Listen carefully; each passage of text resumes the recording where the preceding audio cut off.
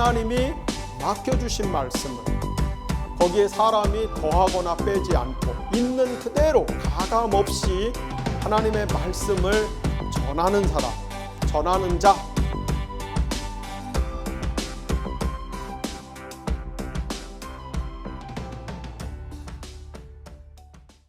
네, 반갑습니다. 네, 오늘부터 우리가 고대하던 예언서 공부를 하도록 하겠습니다. 자, 오늘 우리 예언서 공부할 텐데요. 이 예언서는 예언자들이 쓴 성경이죠. 네, 예언자. 예언자라고 하는 말은 히브리어로 나비라는 말입니다. 고양이 이름 같죠? 예, 나비. 나베가 아니고 나비예요. 네. 이 나비는 아마도 아카드어 나부라는 말에서 오지 않았을까 이렇게 학자들이 추측을 하는데, 지명하다, 하나님이 예언자로 선택하고 지명하신 거예요. 혹은 부르다, 예언자로 부르시는 겁니다. 또는 이 예언자가 하나님께 받은 말씀을 가지고 사람들에게 그것을 말씀을 알려주는 거예요. 뭐 이런 뜻이 있다라고 그렇게 생각을 하고 있습니다. 자, 우리 이 예언자 혹은 예언자는 예언을 하는 사람이죠. 이 예언자에 대해서 이야기할 때 어떤 신학자들이든지 간에 제일 먼저 하는 말이 이 예언할 때 이 예자가 한자로 어떤 예자냐, 이거를 제일 먼저 항상 이야기를 하죠. 그래서 우리가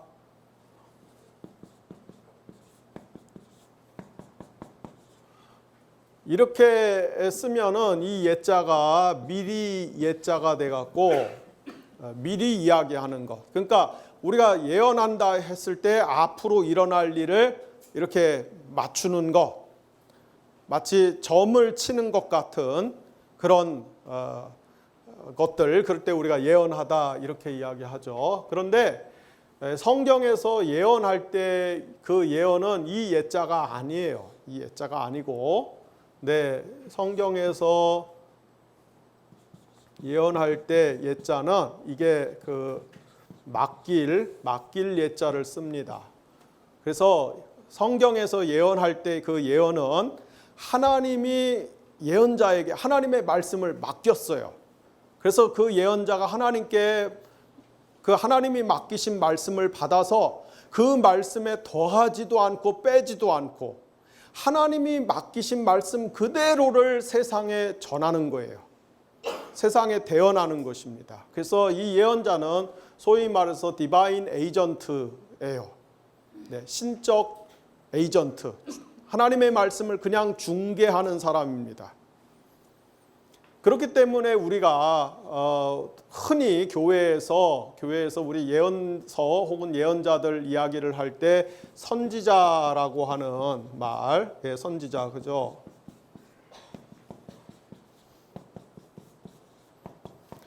예, 이게 그 미리 이렇게 아는 거죠. 미리 아는 거. 앞에서 일어날 일들, 장차 일어날, 미래에 일어날 일들에 대한 지식을 먼저 이렇게 갖는 거.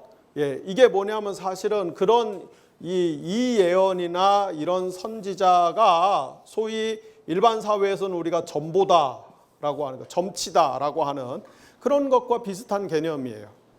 그런데 성경에서 이야기할 때 예언자들은 이런 의미가 아니고, 그 안에는 물론 이렇게 앞일을 미리 이렇게 그 하나님이 주신 지식을 가지고 미리 이렇게 예언하는 것도 있지만은, 보다 더 포괄적인 차원에서는 하나님이 맡겨주신 말씀을 거기에 사람이 더하거나 빼지 않고 있는 그대로 가감없이 하나님의 말씀을 전하는 사람, 전하는 자, 전하는 행위, 그것이 예언자의 역할이고 또 예언입니다. 네. 우리가 이스라엘의 예언자들 혹은 이스라엘의 예언 행위에 대해서 이해를 하려면은 이것만 갖고도 굉장히 여러 시간을 해야 되겠죠. 네. 그래서 그런 걸 다 할 수는 없고, 다만 제가 여러분들 역사서 공부할 때 사무엘서 시작하면서 했던 그 하나를 기억을 하셨으면 좋겠어요. 우리가 이스라엘의 예언 행위에 대해서 그 깊은 이해를 가지려면은 이스라엘의 독특한 정치 체제를 알아야 돼요. 이스라엘의 독특한 정치 체제가 뭡니까? 소위 말해서 뭐가 있어요? 기억 한번 떠올려 보세요. 뭐가 있어요? 신정 안에서의 왕정이라는 거. 이것에 대한 좋은 본문이 사무엘상 7장에서 12장에 있는 것이죠. 하나님이 이스라엘 백성들을 이집트에서 구원하셔서 광야 생활을 지나게 하시고 마침내 약속의 땅에 들여보내셔서 거기서 국가를 건설하게 하셨을 때 원래 하나님의 계획은 이스라엘 백성들에게 왕을 허락하는 거였어요? 아니었어요? 허락하는 게 아니었어요. 첫 번째 이유는 하나님만이 이스라엘의 진정한 왕이시기 때문에 이스라엘에게는 인간 왕이 필요가 없어요. 두 번째로는 하나님이 이스라엘을 이집트에서 구원하셨을 때 그 이집트는 과연 어떤 나라였느냐? 아주 대표적인 피라미드 체제, 이 사탄의 체제. 그래서 소수의 지배자, 그 위에는 절대적인 권력을 갖고 있는 황제가 있는 것이죠. 어쨌든 이 소수의 지배자가 국가의 모든 자산을 거의 독점하는,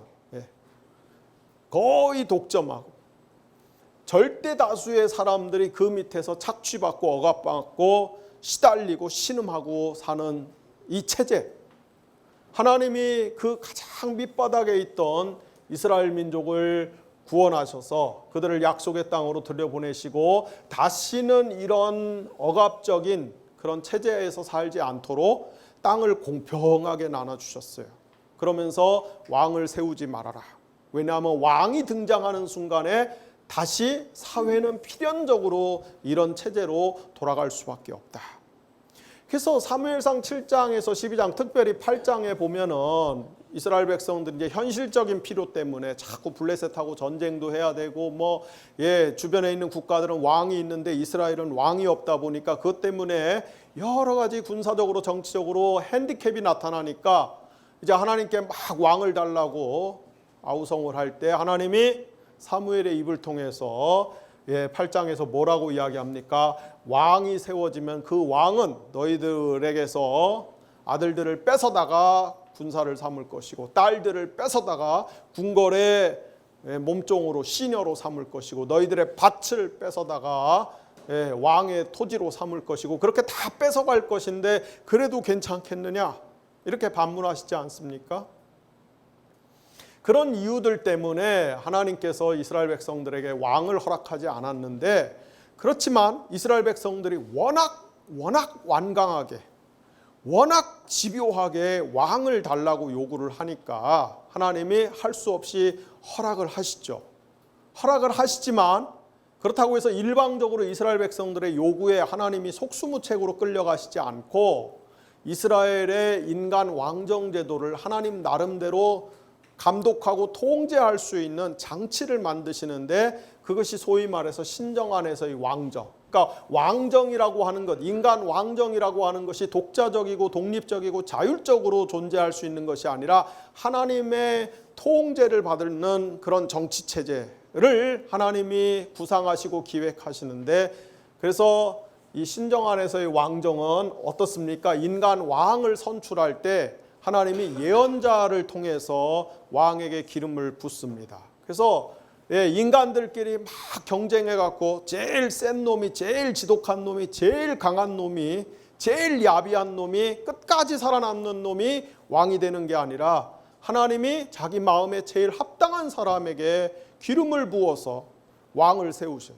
그래서 왕의 선택권이, 임명권이 하나님께 있는 하나님의 통제 안에 둡니다.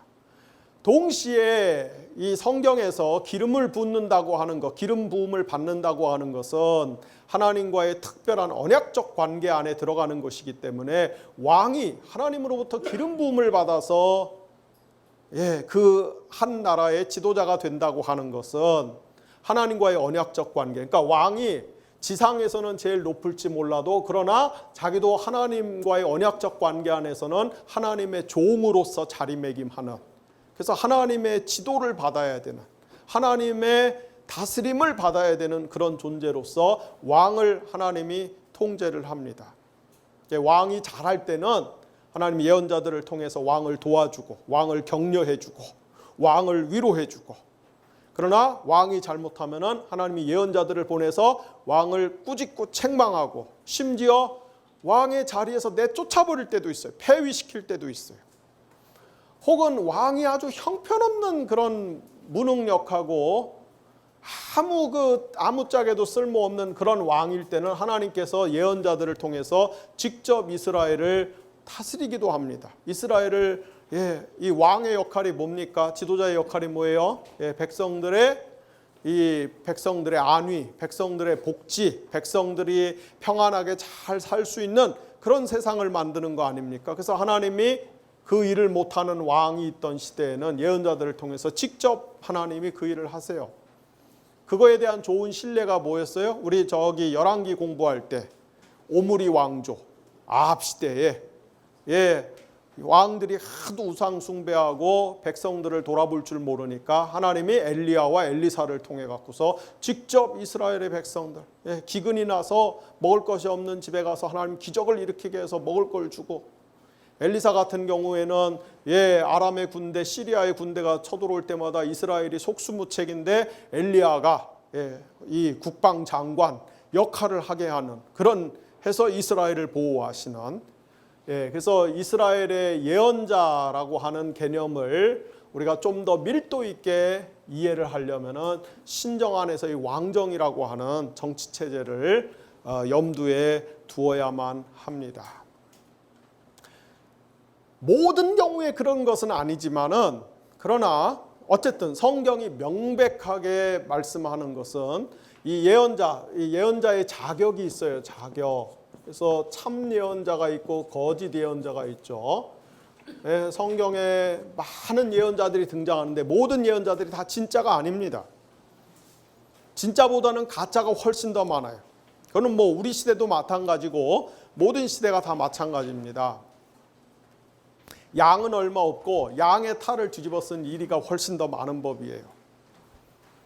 자, 그래서 성경에 보면은 이 진짜 예언자와 가짜 예언자, 참 예언자와 거짓 예언자 사이에 이 정통성 여부, 진위 여부를 놓고 자주 논쟁이 벌어지고 대결이 벌어지는데, 예를 들어서 예레미야 23장 18절에 보면, 우리 이제 다음 주에 오늘 이사야 공부하고 다음 주에 예레미야 공부하겠습니다만은, 예레미야는 이 우리가 소위 말하듯이 눈물의 선지자죠. 눈물의 예언자예요. 왜냐하면은 너무너무 고생을 많이 해서 그 눈에서 눈물이 마를 날이 거의 없었어요. 눈물의 예언자입니다. 다음 시간에 이야기하겠지만은 하나님이 예레미야를 예언자로 불렀을 때 예레미야가 안 한다고 그래요. 못한다고 그래요. 하나님이 살살 꼬드깁니다. 내가 너 뭐 이렇게 말 잘할 필요 없어. 내가 내 말을 네 입에 담아 놓을 것이기 때문에 네가 그냥 내 말을 전하기만 하면 돼. 그리고 내가 평생에 너와 함께 할 거야. 너를 지켜주고 동행할 거야. 걱정하지 마. 그래서 예레미야가 원래 안 하려고 그러다가 하나님이 하도 교묘하게 꼬시니까 거기에 홀딱 넘어갔고 덜커덩 예언자 사역을 시작을 했는데, 예레미야가 받은 사명은 뭐냐면은 예루살렘이 멸망할 것이다. 유다가 멸망할 것이다. 그러니까 그냥 처참하게 비참하게 초토화되지 말고 미리 그냥 바벨론에 항복해 갖고 우리가 이 목숨을 부지하는 게 낫다. 재산을 부지하는 게 낫다. 그런 예언을 했어요. 여러분, 오늘 우리 시대에 누가 그런 예언을 하고 다니면은 가만 놔두겠어요? 예레미야도 마찬가지. 그래서 굉장히 고난을 받았어요. 이 배신자, 반역자, 이 매국노, 어마어마하게 고난을 많이 받았어요. 그래서 예레미야가, 우리 다음 시간에 이제 보겠지만, 예레미야가 하나님한테 막 여러 번 이 절규를 쏟아붓습니다. 이 하나님은 이 사기꾼 같은 하나님아, 막 그래. 이 사기꾼 같은 하나님아. 그러길래 내가 안 한다고 그러지 않았냐고. 안 한다고 하는 거를 꼬셔갖고 시켜놓고서는 뭐 도와줘? 지켜줘? 그래, 이게 지금 나를 도와줘갖고 지켜줘서 내가 이렇게 얻어 터지고 사냐? 막 그냥 가감 없이 하나님 앞에 막 절규를 쏟아냅니다. 근데 예레미야 시대에 그 예레미야를 제외한 모든 그 절대 다수의 다른 예언자들은 뭐라고 얘기하냐면 평안하다, 평안하다, 평안하다. 우리가 기도해 보니까 하나님 말씀하시기를 바벨론 군대가 침공을 해도 와서 한 길로 왔다가 10길로 도망갈 거라고 그런다. 바벨론이 절대로 우리 예루살렘을 함락하지 못한다고 그런다. 하나님이 우리와 함께 하실 것이라고 그런다. 여러분이 왕이고 여러분이 지도자고 여러분이 국민이라면은 지금 막 나라가 전쟁의 위기 가운데 있는데 한쪽에서는 예레미야 같은 설교하고 있고 한쪽에서는 거짓 예언자들 같은 설교하고 있으면 여러분이 거의 동물적으로 어느 쪽으로 이렇게 귀가 쏠리겠어요. 그래서 예레미야가 그 거짓 선지자들한테 니네하고 나하고 누가 진짜인지 한번 따져볼까? 그러면서 뭐라고 그럽니까? 예레미야 23장 18절에 보면은 야훼 하나님의 하늘 어전 회의에 니들이 올라가 봤어? 그런 이야기를 하죠. 그러니까 하나님이 하늘에서 천사들을 모아놓고 온 우주를 어떻게 통치하실지, 인간 세상을 어떻게 경영하실지, 역사를 어떻게 끌고 가실지 중요한 국면마다 국무회의를 하시는데 조정 대신들을 다 모아놓고 이게 이제 고대 세계의 그림 언어라고 하는 것이죠. 고대 세계 사람들이 이해할 수 있는 방식으로 하나님께서 그림 언어를 통해서 메시지를 전달하시는데 예레미야는 거기 올라가서 그걸 보니까 오늘 우리 조금 이따 하겠지만 이사야서 6장에 나오는 이사야가 성전에 들어가서 그 기도하다가 그 스랍 천사가 이사야의 그 입술을 제단 숯불로 정화시켜주는 그 장면도 사실 이사야가 하늘 회의에 올라가서 하나님의 구원 계획을 보는 사건이거든요. 그 예레미야가 내가 거기 올라가서 보니까 야, 유다는 바벨론에게 멸망하게 돼 있어. 그 하늘에서 이미 결정된 거야. 니네 그거 봤어? 니네 거기 가봤어? 안 가봤잖아. 니네가 하고 싶은 이야기를 하면서 니네가 사람을 속이기 위한 이야기를 하면서 그걸 하나님의 말씀으로 뻥치고 있는 거잖아. 그렇게 반문을 하거든요. 그래서 예레미야 23장 18절에 보면은 진짜 선지자들은 하나님의 어전 회의에 들어가는 사람. 또 우리가 신명기 18장 22절에 보면은 이제 모세가 뭐라고 그래요? 이 진짜 선지자와 진짜 예언자와 거짓 예언자를 분별하는 기준. 진짜 예언자는 그가 말한 것은 반드시 이루어진다. 근데 거짓 예언자들은 안 이루어져. 안 이루어져. 사람들을 이렇게 속이는 말들로 그 순간을 어떻게 모면하고 그 순간을 사람들의 영혼을 후려치기 위해서 말장난을 하는 것이지 효험이 없어요. 그래서 이런 것들이 예언자의 진위 여부를 판단하는 중요한 기준이다. 자, 우리 성경에 나오는 많은 예언자들 이제 오늘 이사야 공부하고 다음 주에 예레미야, 그 다음 주에 에스겔, 그 다음 주에 다니엘 공부하고 그리고 나서 또 좀 쉬어야죠. 한 2주 쉬어야죠. 왜냐하면 여러분들 성경학교 수련회 뭐 휴가 가야지. 난 쉬고 싶지가 않은데 여러분들을 배려해야죠. 다니엘까지 하고서 한 2주 쉬었다가 그리고 나서 8월 달에 이제 소예언서 12개를 싹 해버리려고 합니다. 원래 소예언서 12개는 한 권의 책이에요. 한 권의 책. 여러분들 잘 몰라갖고 12개로 쪼개서 보시지 사실은 한 권의 책입니다. 그러나 좀 이렇게 나눠서 하려고 합니다. 자, 우리가 예레미야 애가를 빼고 예레미야 애가가 예언서 안에 들어와 있지만은 사실 시가서에 가깝기 때문에 그리고 제가 볼 때는 우리 지금 갈 길이 바쁜데 거기에 시간을 좀 드릴 수가 없어서 그거 하나 빼고 앞으로 16명의 예언자들을 공부를 하려고 하는데 예언자들은 과연 어떤 사람인가? 어떤 사람? 그 몇 가지 그 공통된 겹치는 특징들이 있어요. 가장 먼저 우리가 예언자들을 그 연상할 때 떠오르는 이미지는 예언자들이 아주 깊은 영성을 가지고 있는 사람들입니다. 예언자들은 신비 체험들을 다 해요. 그죠?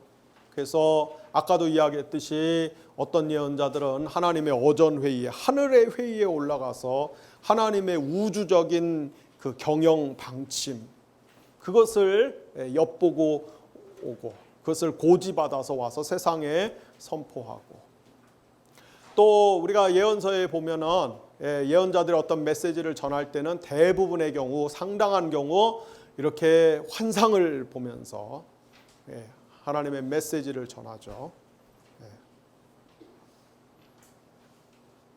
또 하나님의 말씀이 그 자기 입에 하나님의 말씀이 강권적으로 주어지기 때문에 이 예언자들이 입을 벌려서 그 하나님의 말씀을 토해내는 이런 그런 그 오늘날로 따지면은 굉장히 성령의 은사, 성령의 역사가 강력하게 나타나는 그런 사람들입니다. 그래서 예언자들이 아주 그런 영성가들, 그리고 또 한편으로 예언자들이 굉장히 뛰어난 신학자들이에요. 앞으로 공부하겠지만은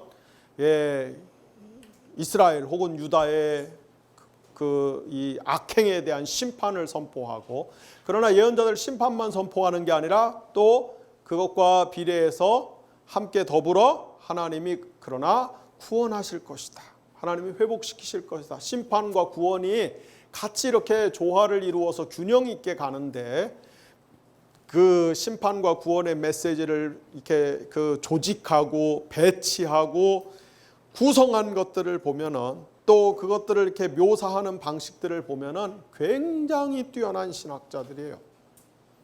그러면서도 예언자들이 굉장히 또 훌륭한 필력을 가지고 있는 문필가들입니다. 문필가들.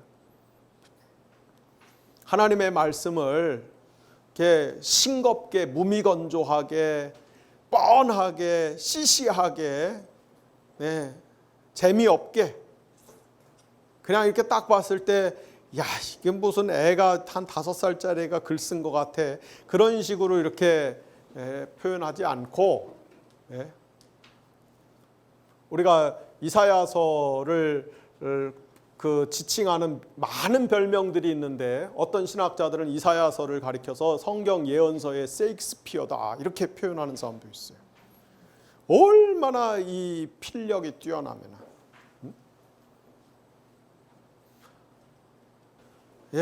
이리와 어린 양이 함께 뒹굴고, 사자와 송아지가 함께 뒹굴고, 곰과 소가 함께 뒹굴고, 젖먹이 애가 독사굴에 손 넣고 장난쳐도 물지 않는 그런 세상을 여러분들은 어찌 감히 묘사할 수 있겠어요?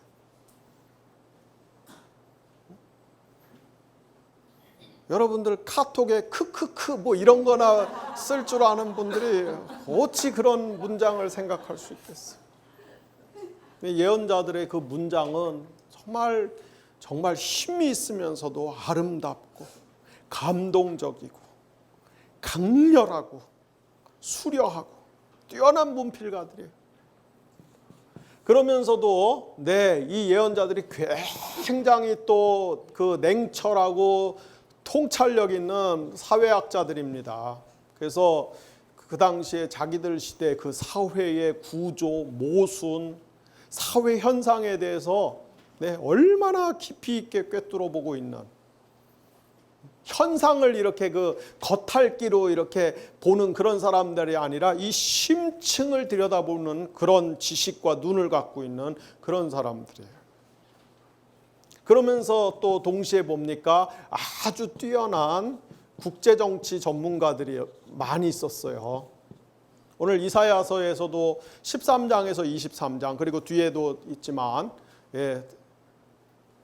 이 이스라엘 주변 국가들 열방들에 대한 심판 목록들이 쭉 나오지 않습니까? 그런데 팔레스틴 땅에 있던 이 예언자가 그 고대 중동의 수많은 나라들이 지금 정치가 어떻고 경제가 어떻고 군사가 어떻고 무슨 죄를 짓고 있고 앞으로 당할 운명이 뭐고 다 꿰뚫고 있어요. 국제 정세 흐름이 어떻게 갈지 그거 다 꿰뚫고 있어요. 굉장히 뛰어난 그런 사람들이에요. 또 예언가들은 아주 뛰어난 공연 어떤 뭐라고 표현하나 어쨌든 이 상징 행위자들인데 이 조금 거른 표현으로 하면 요새 제가 입이 많이 순화돼 갖고 밑바닥 언어 많이 안 썼는데 조금 거른 표현대로 하면은 예언자들 이렇게 주둥아리만 갖고 나불나불 대는 그런 사람들이 아니었어요. 삶 전체, 몸 전체로 하나님의 말씀을 전하는 그거를 이렇게 하나님의 말씀을 온 몸으로 시연해내는 온 몸으로 이렇게 퍼포먼스 하던 그런 사람들입니다. 그래서 여러분 오늘 이사야서 읽어왔어요, 근데? 읽어왔어요?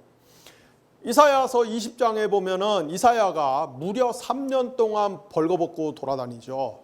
하나님이 이사야한테 야, 너 옷을 홀라당 벗고 신발도 다 벗고 완전히 나체로 3년 동안 돌아다녀라. 그런 이야기를 해요. 그게 뭐냐면은 앞으로 그 이스라엘 유다 옆에 있는 이집트하고 구스, 되게 오늘날 이제 구스를 에디오피아라고 생각을 많이 하는데 어쨌든 이스라엘 옆에 있는 유다 옆에 있는 이 강대국들이 아시리아에 의해서 멸망당하고 그때 아시리아 군대가 이집트와 이 구스의 사람들을 빨개 벗겨갖고 벌거벗겨갖고 질질질질 끌고서 포로로 잡아갈 것을 예언하는데 그걸 어떻게 하냐면은 야, 네가 빨개 벗고서 3년 동안 돌아다니면서 이렇게 될 거라고 예언을 해라.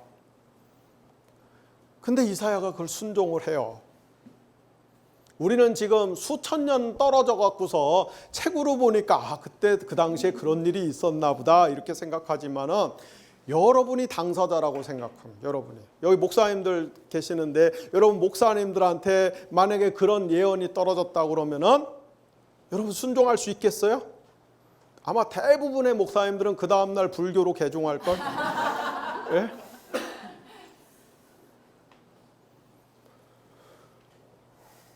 예레미야도 마찬가지죠. 하나님이 멍에를 목에다가 메고서 너 예루살렘 거리를 돌아다녀라. 그러면서 바벨론이 곧 쳐들어와서 유다 백성들이 다 이렇게 멍에를 차고서 질질질질 끌려갈 거라고 예언을 해라. 예레미야가 그렇게 순종을 해요. 에스겔한테는 이런 거 말고도 굉장히 많은 이 상징 행위들이 명령으로 주어졌는데 제가 대표적인 거 하나씩. 에스겔은 어떤 명령 받았어요? 하나님이 야, 너 390일 동안은 왼쪽으로만 누워 있어라. 40일 동안은 오른쪽으로만 누워 있어라. 그래서 390일 왼쪽으로 누워 있는 것은 이스라엘의 죄야. 그 하루가 1년씩 해갖고 40일 오른쪽으로 누워 있는 것은 이 유다의 죄악을 네가 감당하는 것이다. 아이고, 우리가 잠잘 때 왼쪽 오른쪽 번갈아 가면서 자지만 어쨌든 한쪽으로 계속 있으면 알배 갖고서 힘든데 390일을 왼쪽으로만 누워 있어라. 예언자들이 그걸 이렇게 순종을 해요. 순종을 해. 근데 당사자는 본인은 얼마나 고통스럽겠습니까? 얼마나 갈등이 되겠습니까? 그런 집안에 그런 사람 하나가 있으면 그 주변 사람들이 이해를 하겠어요? 좋아하겠어요? 아이고 우리 집에 정말 대단한 분 하나 낳네. 온 집안 식구가 총동원돼 갖고 어쨌든지 간에 저분이 사명을 잘 감당하도록 지지하고 성원하고 지켜줘야지. 그럽니까? 아마 집안 식구들이 제일 먼저 앞장서서 지랄지랄대면서 뭐라고 할걸요? 그러니까 예수님도 그 전통을 아시니까 다음 주에 보겠지만 예레미야는 그런 예언을 하니까 집안 식구들이 호적에서 파버리려고 그러고 자기 동네 사람들이 암살하려고 그래요. 우리 이게 동네 수치다 그래요. 우리 동네에서 하필 이런 게 났나 해갖고서 동네 사람들이 암살하려고 합니다. 그게 예언자의 전통이에요. 그래서 그런 전통을 잘 알고 계시기 때문에 예수님도 뭐라고 이야기합니까? 선지자가 자기 집과 자기 고향에선 대접 못 받는 것이다. 얘가 굉장히 괴로운 인생이에요. 괴로운 인생. 하나님의 진실한 종들은, 하나님의 진정한 종들은 굉장히 인간적으로 보면은, 개인적으로 보면은 아주 고달픈 인생을 사는 거예요. 거기다가 거의 대부분의 이 성경에 나오는 진짜 예언자들은 전부 다 이게 조금 우리가 표현대로 독고다이에요. 독고다이. 전부 그 혼자서 이렇게 사역하는 사람이에요. 반대로 이 가짜 예언자들은 항상 이게 패거리로 다녀요. 패거리. 떼거지로 다녀. 떼거지. 그룹을 이루어서, 무리를 이루어서 세를 과시하고 힘을 과시하고 그런. 근데 진짜 예언자들은 이게 혼자서, 그러니까 늘 더 큰 위험에 노출돼 있고, 그죠? 그리고 너무 외롭고 아무도 자기를 이해해 주는 사람, 아무도 자기를 지지해 주는 사람이 없어요. 이게 예언자의 특징들입니다. 그런데 이 예언자들이 이런 사명을 기꺼이 감당해요. 어쨌든 꿋꿋이 감당합니다. 아까 얘기했듯이 예레미야도 투덜투덜 되지만 할 말 못할 말 하나님께 막 해대지만 그냥 자기 그 억울하고 분하고 서운한 감정을 막 토로해요.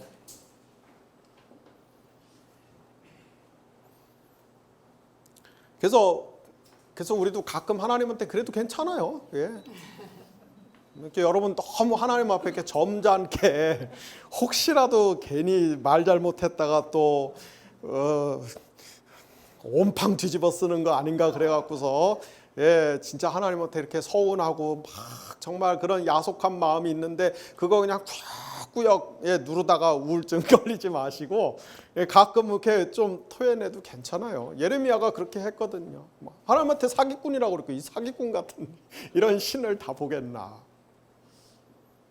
그런데 예레미야는 그 다음 대목에 가서 왜 그럼에도 불구하고 꿋꿋이 사명을 감당하냐면 예레미야가 표현하잖아요. 하나님의 말씀이 너무나 강력하게 내게 임하기 때문에, 하나님의 말씀이 불붙는 듯한 그 말씀이, 바위를 다 두들겨 패는 망치와 같은 그 말씀이 내게 임하기 때문에 내가 도저히 이 말씀을 전하지 않고는 견딜 수가 없다.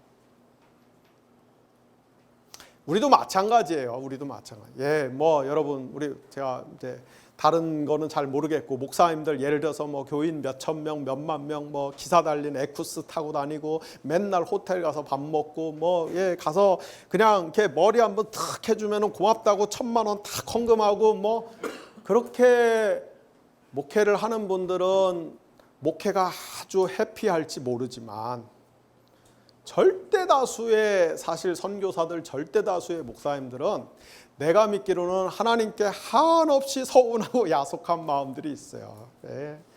주구뚱살뚱 하는데도 뭐 하나 달라지는 게 없고 좋아지는 게 없고 나아지는 게 없고, 그렇죠? 얼마나 하나님께, 왜 하나님이 나를 이렇게 이런 식으로 막다른 골목에 링 코너에 몰아놓고 하나님 나를 이렇게 줘야 되나 싶을 때가 있죠. 그래서 그런 서운한 감정도 얘기할 수 있는 거예요.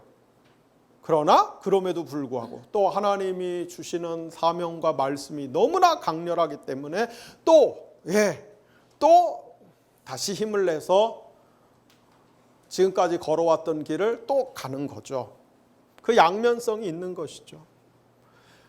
그래서 이 예언자들이 굉장히 뛰어난 인간적인 자질과 재능과 은사와 실력들을 가지고 있으면서도 자기들 시대의 대부분의 사람들은 아주 고통스럽고 외롭고 힘든 그런 사역을 감당을 했습니다.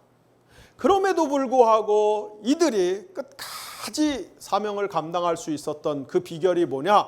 그것이 우리가 하나님의 영, 오늘날 우리는 성령이라고 부르는 이 하나님의 성령의 은혜들 때문에, 성령의 능력, 성령에게 붙들림 받은 삶이었기 때문에 그런 것이에요. 신약의 용어로 이야기하면 성령 충만한 거예요. 성령 충만하기 때문에 그 사명을 감당할 수 있었어요. 자, 그런데 이 성령 충만한 예언자들, 성령 충만한 사람들인데, 우리 또 성령 충만하다 그러면은 오늘 우리 시대는 이 성령 충만하다는 개념을 굉장히 그 사사로이 써요. 사사로이. 예, 이렇게 개인적인 프라이빗하게 써요. 그래서 성령이 내게 오신다, 성령이 내게 충만하게 임재하신다, 내가 성령을 모시고 살아간다. 이게 이 증거, 이 비밀, 뭐라고 그럴까요? 하여튼 이 비결, 이 가치가 뭐냐라고 할 때 성령님이 내게 너무나 놀라운 기쁨을 주시고, 나한테 뭔가 사적으로 이렇게 많은 격려와 위로를 주시고, 내 기도를 응답해 주시고, 어쨌든 나를 위해서 뭔가 봉사하시는 성령님, 나를 위해 주시는 성령님. 그러니까 성령님이 나 개인의 그 존재 가치와 행복을 위해서 사역하시는 그런 분이 돼요. 그러나 구약 예언자들에게 있어서 하나님의 성령이 충만하다, 성령을 모시고 산다, 성령의 통치하에 살아간다 라고 하는 것은 굉장히 공적인 성격을 지니고 있어요. 공적인 성격. 이 퍼블릭한 성격을 지니고 있어요. 그래서 사회 불의를 고발하고 질타하고, 정치를 변화시키고, 국제 관계를 변화시키고, 가난한 자들을 위로해주고, 약자들을 보호해주고, 윤리를 바로 세우고, 종교를 바로 세우고, 한마디로 온 세상을 변화시키는 더 나은 세상, 하나님이 기뻐하시는 세상, 하나님이 요구하시는 세상을 만들기 위해서 자기를 공적으로 헌신한 그 원동력이 바로 성령의 역사들이었습니다. 이게 구약 예언서만 그런 게 아니에요. 나중에 이제 신약 공부할 때 사도행전 같은 거, 제가 이제 사도행전에 나오는 교회 개척 순서에 따라서 바울 서신들을 재구성해 갖고 여러분들을 신약 할 때 말씀드리겠지만은, 사도행전에서 성령의 역사도 굉장히 퍼블릭했어요. 근데 우리는 이 성령의 이 역사, 성령의 은사들 너무나 나의 하나님, 나의 성령님, 나만의 하나님, 나만의 성령님,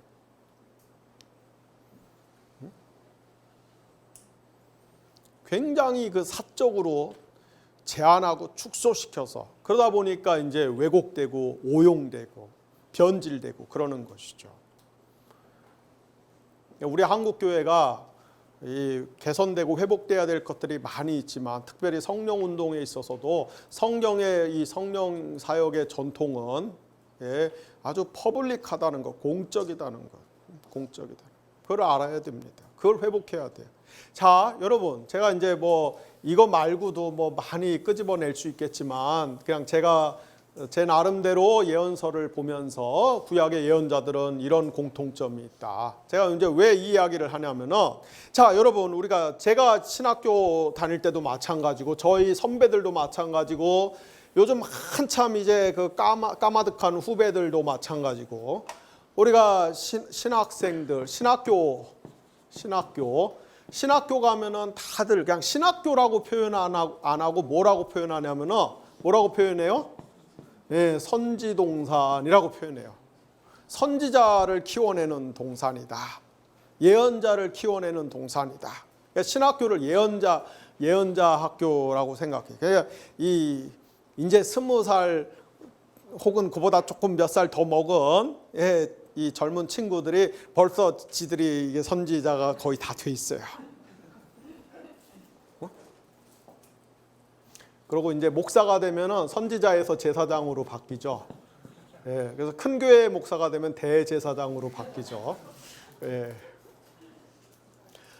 사실은 신학교를 선지동산이라고 부르는 것도 난센스지만 백보양보해서 그렇다고 했을 때 과연 신학생들에게, 이 젊은 목회자들에게 이런 자질들이 있습니까? 이런 실력들이 있습니까? 이런 능력들이 있습니까?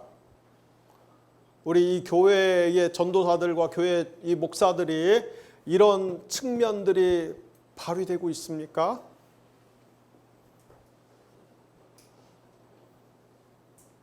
그런 사람 있어요? 택도 없죠. 택도 없어. 택도 없어.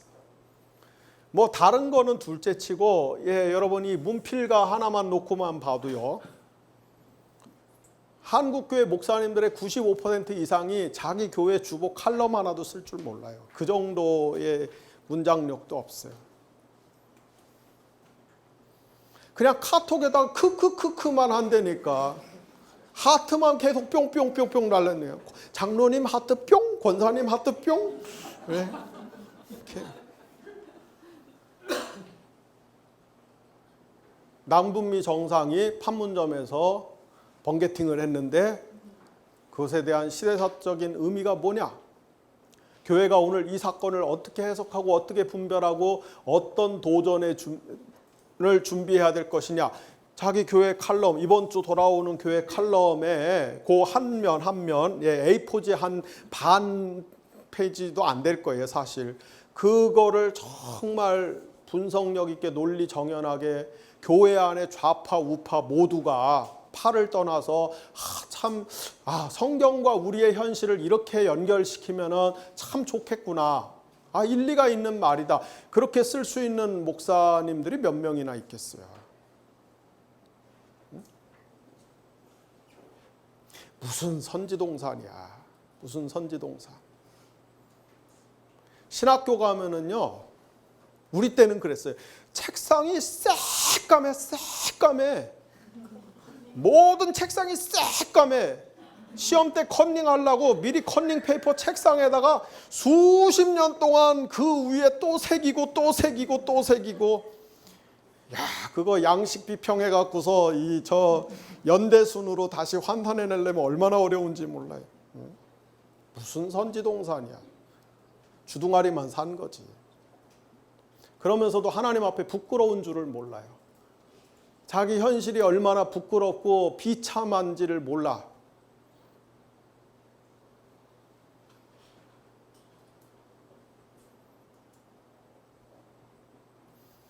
젊은 전도사들, 젊은 목사들이 유명해지고 싶어.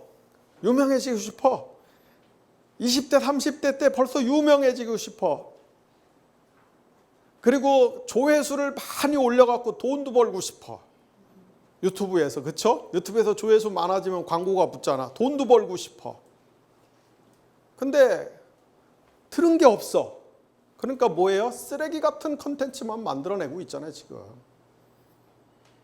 지들이 뭐가 되는 줄 알고. 구약에 나오는 예언자들은요, 그런 사람들이 아니었어요. 그런 사람들.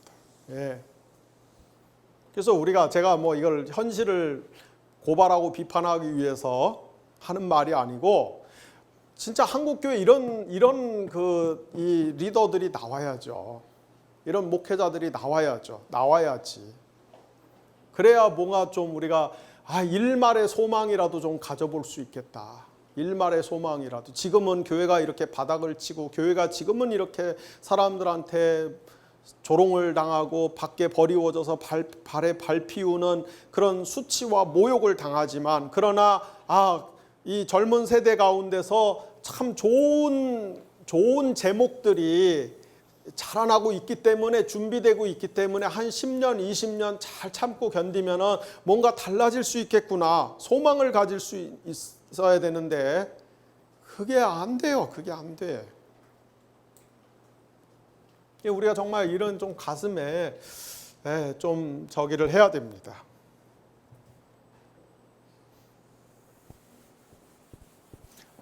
자, 우리 이제 아까 말씀드렸듯이 오늘 이사야 여러분들 속으로 이사야 66장이나 되는데 아직 시작도 안 하고 있어. 오늘 거의 뭐 속으로 이제 죽었다 이제 그렇게 생각하실 텐데.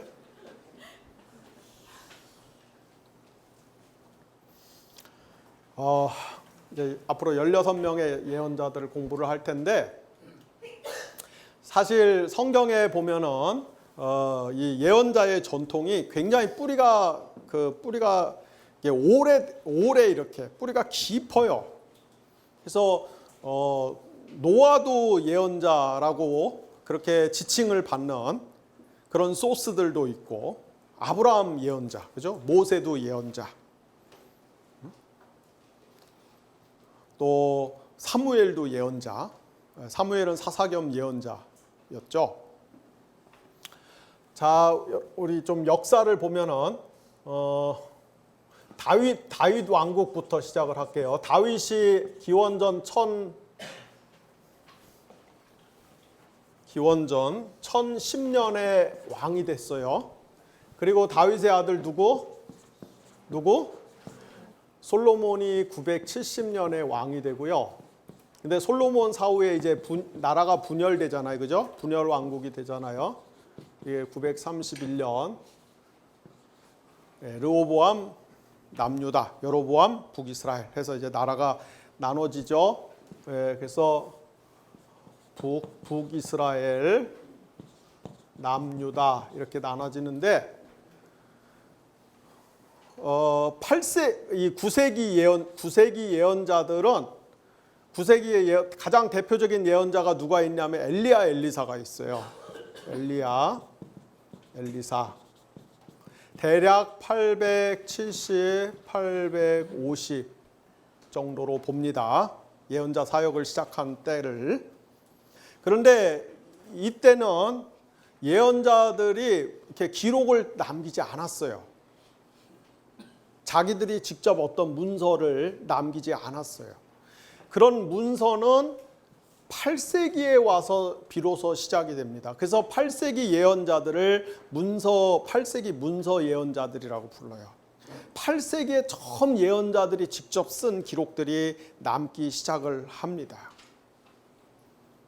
그래서 북이스라엘에는 2명의 예언자가 나옵니다. 한 사람이 아모스, 오직 공법을 강물처럼 하수처럼 흘려보내라. 뭐 아모스 그럼 여러분 딱 그거 하나 알죠? 이 아모스가 760년에 예언자 사역을 시작하고요. 아모스의 뒤를 이어서 호세아가 750년쯤에 예언자 사역을 시작을 합니다. 남유다에서는 같은 시기에 이사야와 미가가 740년 무렵에 예언자 사역을 시작을 해요. 이게 8세기 예언자입니다. 이때부터 문서 기록이 남기 시작해요. 그 다음에 이제 7세기로 오면은 7세기에 나움이라고 하는 우리 나움 알죠? 나움이 650년 무렵에 예언자 사역을 시작하고 나움의 뒤를 이어서 스바냐가 630년 무렵에 그리고 예레미야 연도는 좀 많이 어려워요. 요시야 왕 시절을 13년을 어떻게 잡느냐에 따라서 굉장히 어려운데 예레미야 627년 그 다음에 하박국이 600년 무렵에 예언자 사역을 시작을 합니다. 이게 7세기 예언자예요. 요 시기는 전부 고대 중동의 패권이 어느 나라에 있었어요? 아시리아. 우리 성경에서 아수르라고 부르는 아시리아가 고대 중동 지역의 패권을 거머쥐고 있던 시절입니다.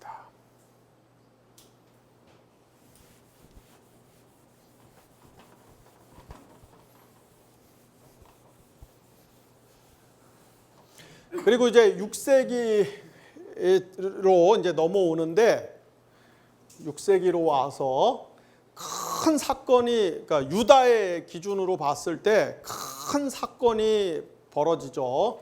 그게 뭐냐면 597년하고 586년, 598년, 597년, 587년, 586년 요 어간에 바벨론이 유다를 침공해갖고 속국으로 만들어요. 그리고 586년에는 아예 예루살렘을 초토화시켜버립니다. 그래서 예루살렘, 이 유다의 중요한 지도층들, 지식인들이 전부 다 바벨론의 포로로 잡혀가고 유다 국가가 지도상에서 사라져요. 요때 바벨론의 포로로 잡혀간 사람이 에스겔이 593년 무렵에 예언자 사역을 시작을 합니다. 그리고 예루살렘이 무너지는 그 무렵 오바댜가 587년, 586년 요 무렵에 예언 사역을 합니다. 그래서 요 시기는 바벨론이 고대 중동의 맹주로 기승을 부릴 때입니다. 이것이 6세기예요. 그리고 나서 539년에 페르시아의 고레스가 바벨론을 정복하고 이제 페르시아 시대가 활짝 열리면서 539년 혹은 538년에 모든 유대인들은 원하는 사람은 다 어디로? 예루살렘으로 돌아가라. 고레스의 칙령을 내리죠. 그래서 일단의 유대인들이 예루살렘으로 돌아옵니다. 우리가 이거 다 역사 시간에 공부했던 거예요. 이때 학개와 스가랴가 약 520년 무렵에 제2성전, 솔로몬의 성전은 다 이때 불타 없어졌고 이제 두 번째 성전, 제2성전을 건축하자고 막 독려를 하죠. 그리고 말라기가 아마 대략 5세기 중반 450 요 어간에, 정확하게는 모르지만 요 어간에 아마 말라기가 활동을 하지 않았을까. 이것이 예언자들의 순서입니다.